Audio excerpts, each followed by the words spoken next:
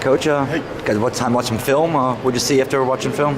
My feelings after the game were pretty close. I was pleased with the skill outside. The young receivers and the guys that hadn't played much. We were trying to get them down the field, and they made some plays. That was good to see. I thought we executed a little bit vertically in the passing game. That's something we want to get better at, and that was encouraging. We weren't consistent up front, with some of the mix and match we did the offensive line. We probably weren't as consistent, especially in our play action protection. In the run game, we didn't do some of the things we normally do, so that was hit and miss. But I thought we had some missed opportunities in play actions that protections just didn't hold up quite long enough, and that was a little frustrating to us. And that's something we're working hard to correct, obviously. And but overall, the effort level was good. We bogged down a little bit in the second half there in the end of the third quarter, I thought, but it gives us a good range. We didn't play great. We were able to score 34 points, but it keeps the players' attention.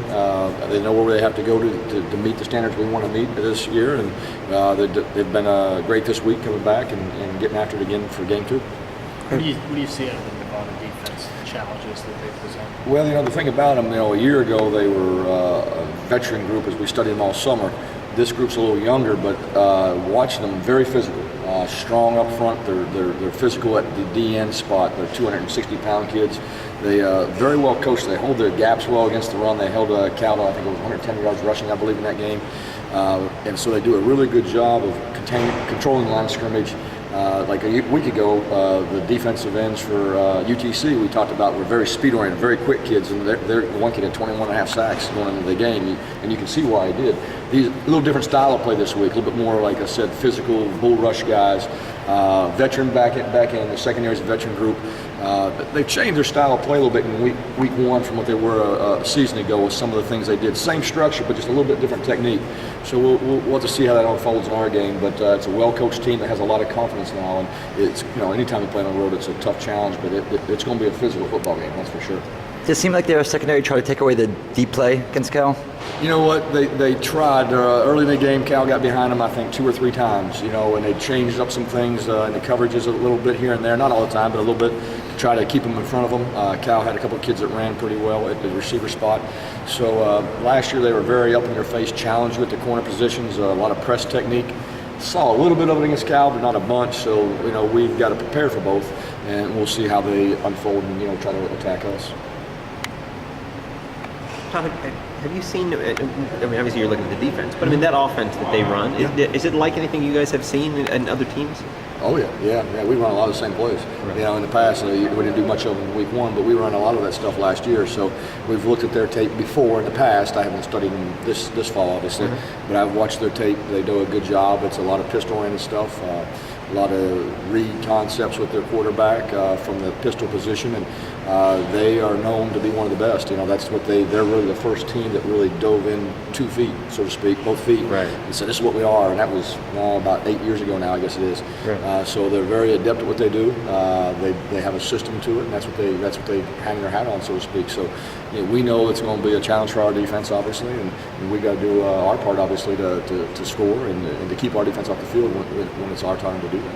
How do you describe in layman's terms the pistol, what challenges it presents and what it tries to do? Well, I think it does a couple things. Somebody, one of the coaches asked that question on defense today. I think, well, first of all, it allows your tailback to still be a downhill runner.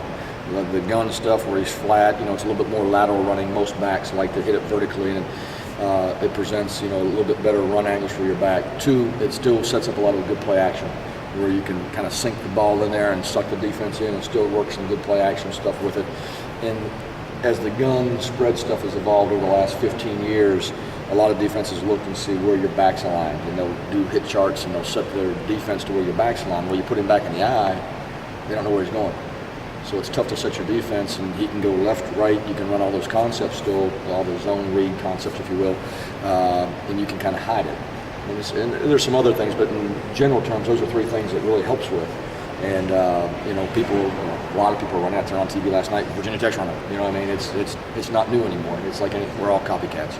We'll all steal from everybody. So, but they do a great job with it. But this is the guy that invented it, right? They've kind of got the trademark on it, that's for sure. Yeah. Your offensive line had a lot of different guys starting last week. A couple guys coming back now. You seeing a difference in the? Well, yeah, I think we're trying to develop that cohesiveness again. We had a start in camp. We made a change. Then we had a couple nicks. So. As we talked about when we made a couple of those changes in camp, they're going to be mix and match. That's just the nature of the beast with the offensive line. But it didn't. We weren't as cohesive up there as we wanted to be in game one, obviously.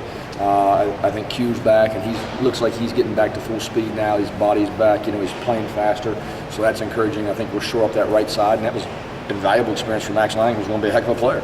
He got his feet thrown in the fire, with his feet in there, so he had to go play.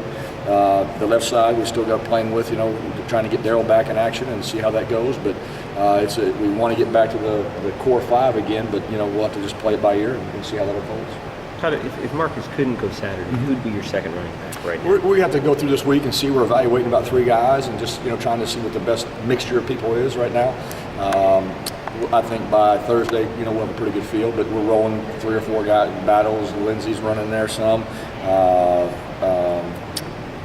Willie Davis is the third one. He got a couple of carries in the game, so we're looking at some different bodies back there, and we'll set the depth chart here probably at Wednesday, Thursday for that, and roll with it from there. Was Lindsey the last option?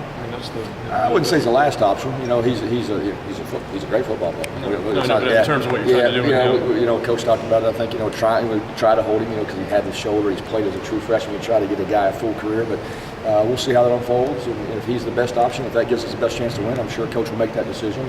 And we got to do what's best for the program and what's best for the player too, and to make sure everybody's on board. Thanks, Coach. Thanks, Todd.